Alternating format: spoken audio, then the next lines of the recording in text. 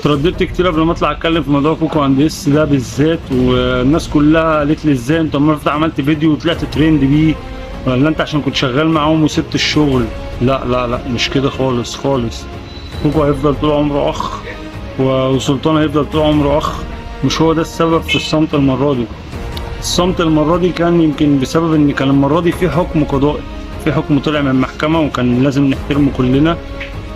وخصوصا ان احنا مش اهل ان احنا نتكلم في احكام قضائيه خالص. الناس كلها عارفه واحنا مقتنعين من جوانا ان كوكو مظلوم.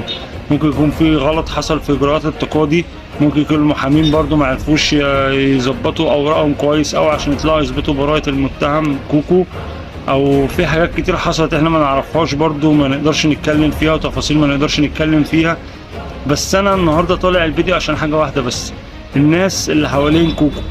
ركزوا يا جماعه، ركزوا. انتوا يعني بتشككوا في احكام قضاء، طالعين النهارده بتشككوا في براءة متهم، طالعين كمان تشككوا في حكم خدوا متهم تاني. بنقول كوكو مظلوم، بنطالب بإعادة إجراءات التقاضي.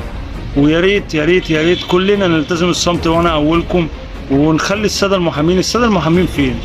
ما اعتقدش ان قضيه زي دي ماسكها محامي ب 1000 جنيه ولا ب 2000 جنيه ولا ب 100000 جنيه ولا بالارقام التعبانه دي. اكيد واخد ارقام كتير قوي. يطلع يتكلم، وبدل ما تقول خلوا الموضوع يبقى سوشيال ميديا.